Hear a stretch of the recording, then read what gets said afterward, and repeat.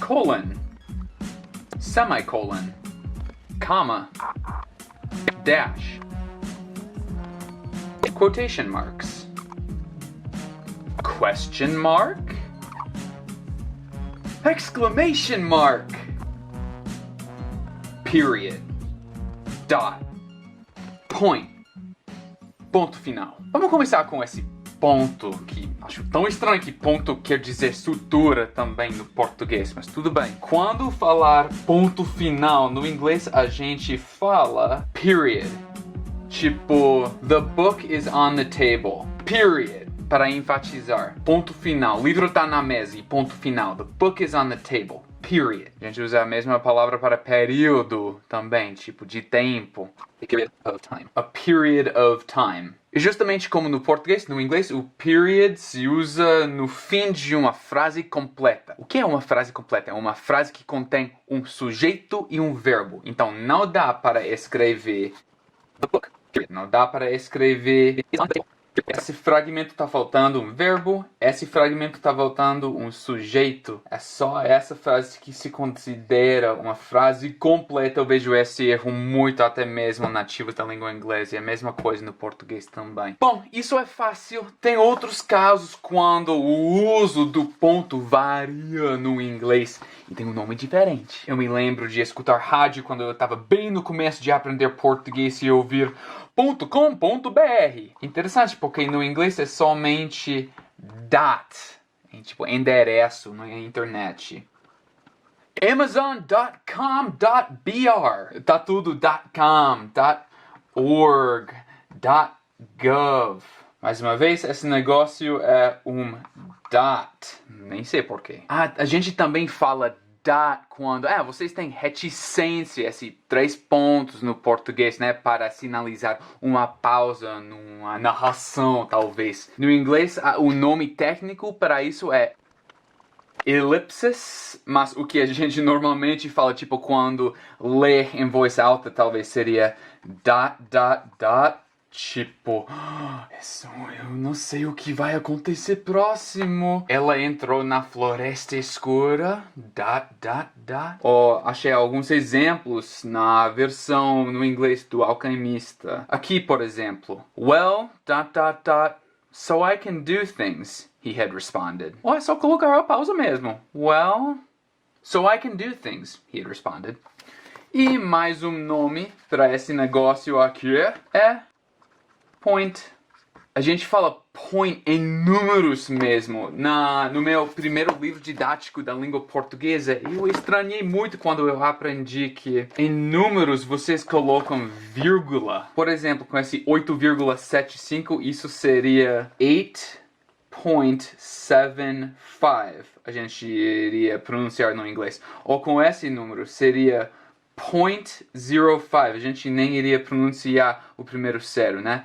8.75, 0.05 ou 0.05, né? Vocês têm meia para 6, a gente fala O, muitas vezes como a letra, para o número, 0.05. A propósito, eu adorei esse livro didático da língua portuguesa. Se você tem um amigo que está tentando aprender o português também, eu vou colocar o link na descrição. É praticamente a minha bíblia da língua portuguesa. The book is on the table. Em outros números também, tipo 99,9, a gente fala 99.9% of the time. Ou talvez 1.5 million subscribers. Obrigado vocês. Tamo junto. 99.9, 1.5. Falando de ponto, por que não colocar 2 pontos? Eu adoro que é tão literal no português. No inglês, o nome para isso é colon. Tipo, a órgão. O órgão, a órgão, de onde vem coco. Vocês têm colon, né? Por algum motivo a gente fala colon no inglês e esse símbolo se usa antes de uma lista normalmente quando escreve. Que tal o exemplo...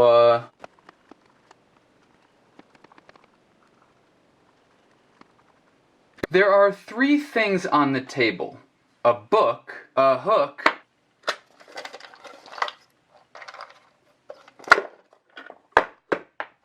a rook. Tá vendo que vem antes de uma sequência de algumas coisas aqui, o colon. Tem o colon sim, mas também tem o semicolon.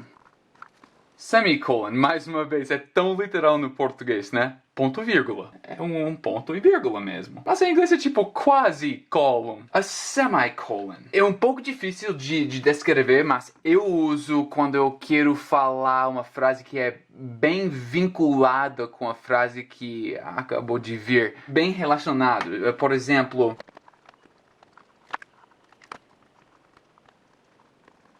The book is on the table, semicolon, I didn't put it there, though. Você tá vendo como é relacionado, é uma continuação da minha linha de pensamento. A continuation of my train of thought. I, claro, é sempre um pronome maiúsculo no inglês. Acho que esse seria um bom momento para falar sobre esse vírgula aqui, que primeiro é para sinalizar uma pausa natural durante a frase, talvez, justamente como no português. Ou para indicar uma cláusula separada. Então, em vez de colocar though no final, eu poderia expressar o mesmo sentimento com but. The book is on the table, primeira cláusula, but I didn't put it there, segunda cláusula. As duas cláusulas têm um sujeito e um verbo, e a vírgula tá aí para separar as duas cláusulas. Se não tivesse, seria um run-on sentence.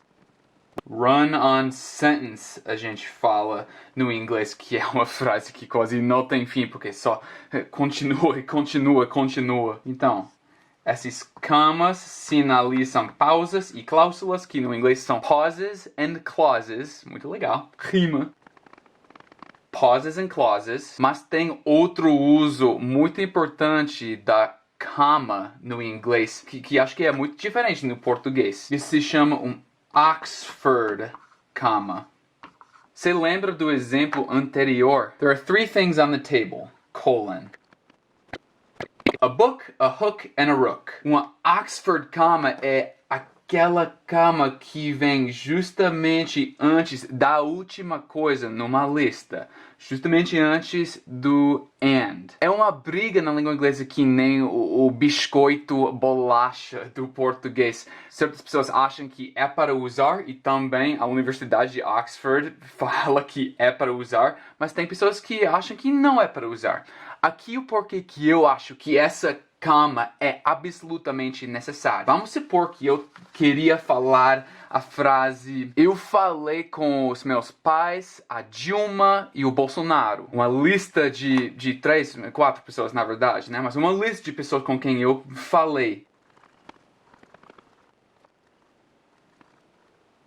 Então, I spoke with my parents, Dilma and Bolsonaro. Mais uma vez, a gente tem essa comma que não é para sinalizar uma pausa, mas é para esclarecer, porque se eu tirasse a comma, a frase ficaria: I spoke with my parents, Dilma and Bolsonaro, que agora não dá para ver se eles realmente são os meus pais ou pessoas separadas. Eu falei com os meus pais, Dilma e Bolsonaro. Então, esse Oxford comma é para esclarecer. Claro que esse é um exemplo exagerado, mas você pode imaginar como isso contribuiria à confusão se eu não tivesse aqui na frase. E por causa disso que eu gosto de usar essa vírgula de Oxford. E bom, vamos colocar a comma de cabeça para baixo. Assim vira quote ou quotation marks. Você sabe como vocês falam no português, por exemplo, entre aspas, vocês falam com esse gesto. A gente faz isso também, e a gente fala quote. Assim, não é uma mesa. E agora, the book is on the table. Ou talvez eu não gosto de Paulo Coelho e não acho isso um livro autêntico, um verdadeiro livro. Quero menosprezar o livro dele, eu vou falar the book is on the table. Mas no celular, quando a outra pessoa não tá vendo você, você vai falar the quote book is on the table. Ou the book is on the quote table. Isso é mais ou menos fácil. E esse negócio são quotation marks quando a gente tá falando de diálogo. Já que eu tenho o livro original do Paulo Coelho, que realmente acho esse livro incrível. E o Paulo Coelho, um autor de verdade, não entre aspas. Vamos dar uma olhada no diálogo nas duas versões, né? No inglês e no português. Aqui, preciso vender alguma lã. E tem esses quotation marks. Mas aqui, por exemplo, hífen. Como aprendeu a ler? Hífen. Perguntou a moça a certa altura. Então, na versão no inglês... I need to sell some wool, comma, the boy told the merchant. Então, tudo bom. Quotation marks, comma, dentro da quotation marks, tá vendo? Mas aqui, how did you learn to read? The girl asked at one point. Like everybody learns, comma, he said, in school. Tá tudo em quotation marks. Então, é assim que o nosso diálogo vem no inglês. Raramente com os hífens do português. Hífen, hífen, hífen. Hífen. Esse H do português atrapalha, viu? No inglês, esse hífen é hyphen, mas é muito mais comum ouvir e ver a palavra dash. Acho que dash a gente usa mais para pausas longas durante um livro, né? Pedacinho de ficção, tipo aqui. If he were to examine just one more stone. Pausa. Just one more. Pausa. He would find his emerald. Tudo bom, acho uma boa ter duas versões do mesmo livro e comparar entre as duas. O meu livro, que vai ser publicado em novembro desse ano, eu acho vai ser exatamente assim, com o inglês nesse lado, o português no outro lado. Vai ser ótimo, mais detalhes sobre isso no vídeo logo no canal. Mas tá, a gente viu o diálogo com o... question mark? É muito fácil isso. E não entre aspas. É muito fácil. É quando você está perguntando alguma coisa. É um ponto de interrogação. Rapidinho, queria voltar ao diálogo também para enfatizar entre os quotation marks. How did you learn to read? Isso é uma pergunta. E o ponto de interrogação, o question mark permanece. E aí, tipo, the girl asked. Mas se isso fosse um período, como na próxima frase, like everybody learns, em vez de colocar um ponto final, você vai colocar uma vírgula para continuar com ele falou, ele disse, he said. Esse é nível expert do inglês. Então, voltando às coisas um pouco mais simples. Por exemplo, exclamation mark! Exclamation mark, exclamation mark, exclamation mark, one. Esse é o exclamation mark! Nossa, eu tinha esquecido. Eu tô olhando para as lombadas dos livros. É tão estranho que todos os meus livros em português têm a lombada de cabeça para baixo. Em todos os livros em inglês, eu acho, dá para colocar o livro na mesa assim, então. E aí dá para ver o título nesse lado e o título nesse lado de cabeça para cima, de pé para baixo. Então isso faz sentido. Por que ter assim no português? Para ficar na estante, mais fácil para ler, talvez. Nem sei. Tá bom.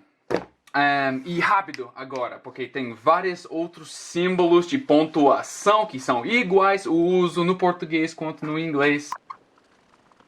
Parentheses.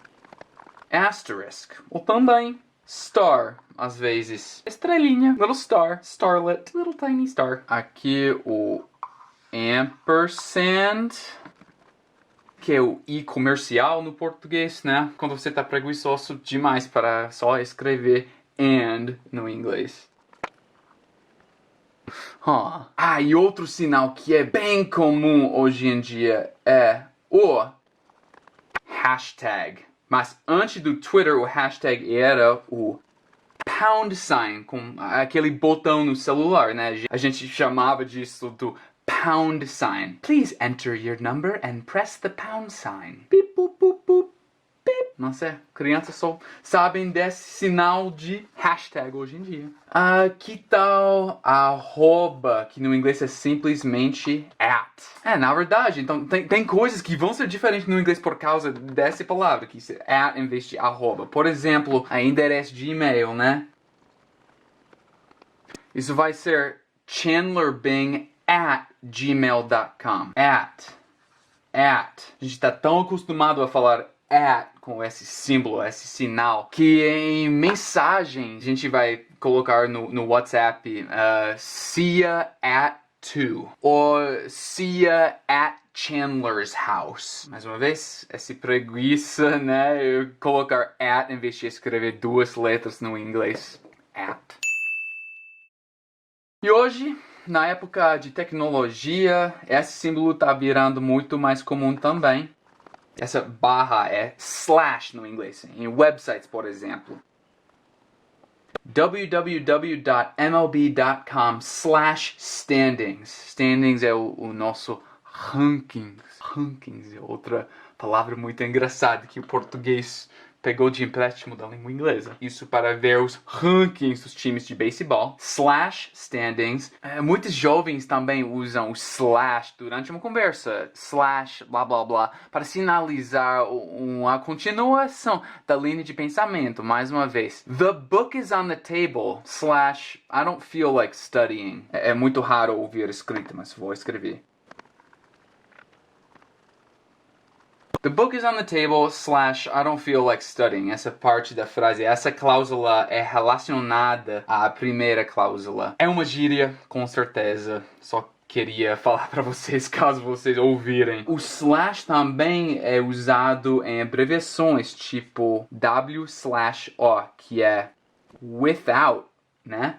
Ou o N/A, que é not applicable, não aplicável. Acho que você vai ver esse without muito, esse sem. Without, 7 letras, né? Merece uma abreviação mesmo. Bom, o inglês não tem diacríticos como no português, mas se você queria referir ao acento, tio, etc., seriam accent, tilde, cedilha. É assim que eu já ouvi. Accent, tilde, cedilha. E pra acabar, tem mais um sinal, mais um símbolo bem parecido ao acento, que é o apóstrofo. Apostrophe. Por exemplo, na contração das palavras have mais not, isso é haven't. Na verdade, no inglês, eu já fiz uma série completa de vídeos de como fazer as contrações de palavras e como se pronunciam usando esse apóstrofo. Vou colocar os cards aqui e na descrição. É isso aí. Muito obrigado por assistir e a gente se vê no próximo vídeo. Tchau!